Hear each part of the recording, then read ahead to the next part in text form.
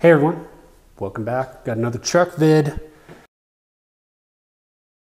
little bit of backstory again to set this up. Got the truck, did a couple of mods to the engine. Cold air intake, port and polish throttle body, headers, MSD ignition stuff. Nothing crazy, but did all that and then decided to get it professionally tuned. After it got tuned, I couldn't start it.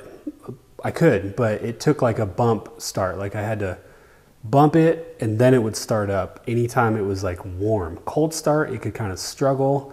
And then let's say I'd pull in somewhere, turn it off. If I started again within like 5-10 minutes, fires right up. But anything in between, and I mean, it'll crank forever if I just turn the key once. So I thought, darn it, what's going on with this thing?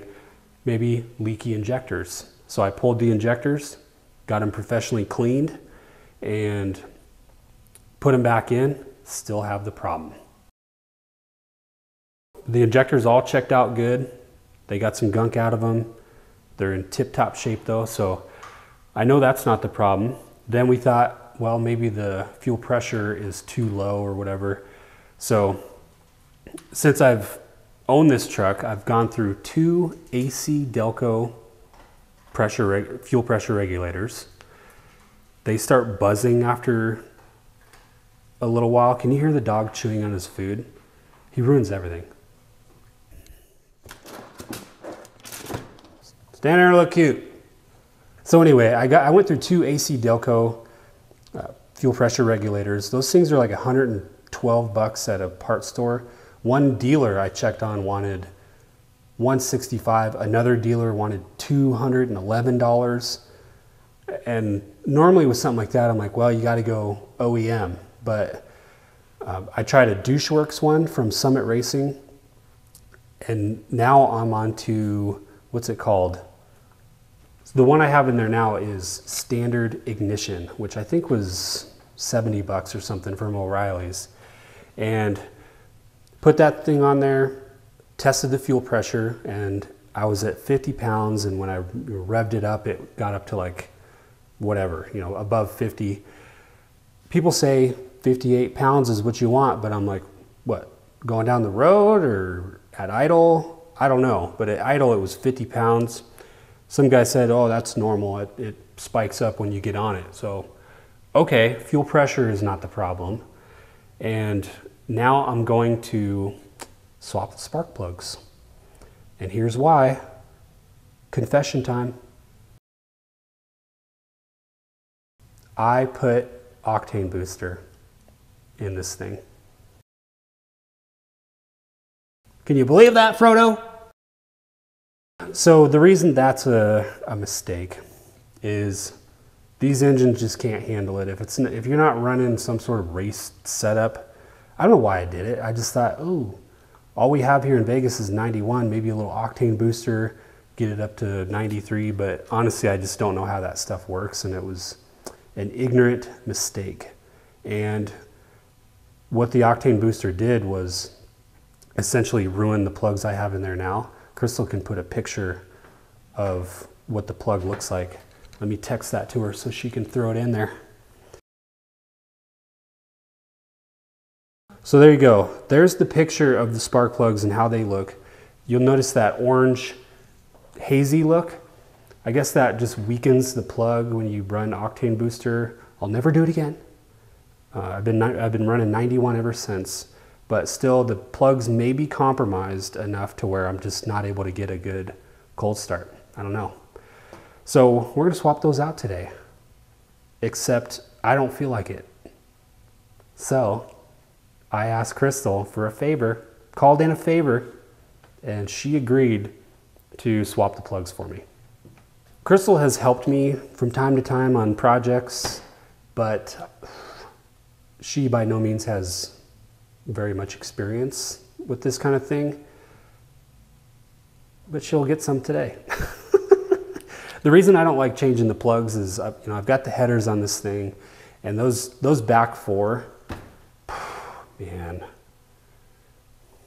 bloody knuckles, dropping F-bombs. you're doing everything you can to twist and turn and get in there. And I mean, if it was me doing it, I could probably get it done in half hour or so, but we'll see what she thinks. We've got some supplies. Went with the NGK IX, which is a longer lasting iridium spark plug. TR5IX is the part number. We have 8 of them. They come pre-gapped at 40 thousandths. And I guess you just trust that they're gapped correctly. I don't know that you could adjust it anyway, because the tip of that spark plug is so fine and tiny that you wouldn't want to try to gap them yourself anyway. And it's interesting because I guess the AC Delcos that came with this truck, they gapped them to 60 thousandths, but these NGKs are good plugs, very reliable and highly recommended for the GM application. And then I got Crystal some tools out, 3/8 drive, and then a few different extensions, the long, the short, the wobbly, and then two different types of spark plug socket, so she can combine those however she needs to get in there. And then a couple glasses of wine to ease the pain. Oh, Crystal! Okay, you're gonna coach me through this, yeah? Yep. This is the job of the filmer, to get the shot. How's it feel to be on the other side of the camera for once? Boring. So you see the red wires. Yep, 1, 2, 3, 4, yep. On the bottom side of that is the spark plug. You have to pull that heat protector back. Okay. And then pop the boot off. Just pull. Pull. Okay. And then there's your spark plug. And then lefty loosey, righty tighty. How hard should I have to turn?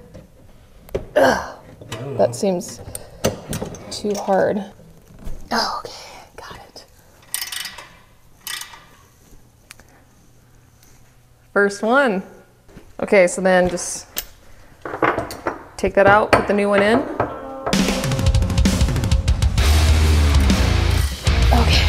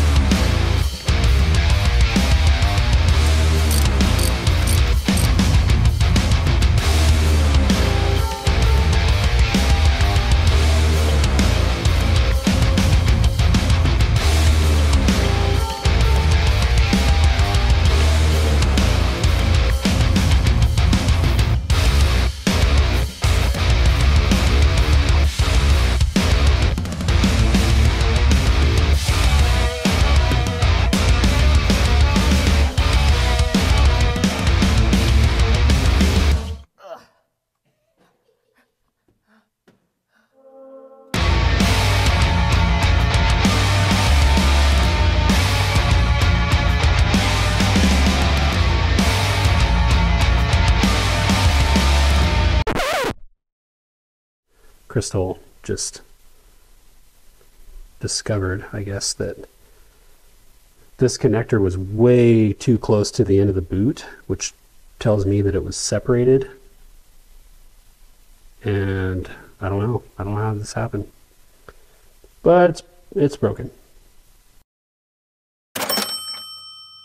I went ahead and did the last 2 spark plugs, which were mucho easier, of course, but I would say overall, I have a new appreciation for wrenching on a truck and getting your hand into tight spaces, but I feel like I did a decent job. What do you think? You did great. He says I did great. I feel pretty cool right now. Scratches, I mean, it's not a lot, but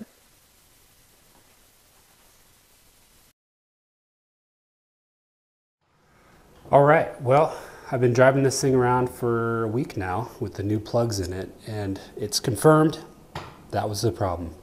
It fires up right away every time now, and that feels so good. So, moral of the story is don't put octane booster in your vehicle.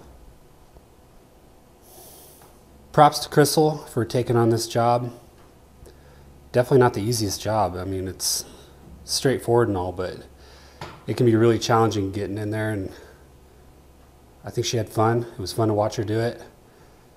She looks so cute. I think I might have her do some more jobs I don't like doing, like I might need a new oil pump, so maybe she can tackle that for me. Anyway, fun video. Thanks for watching. We'll see you again soon.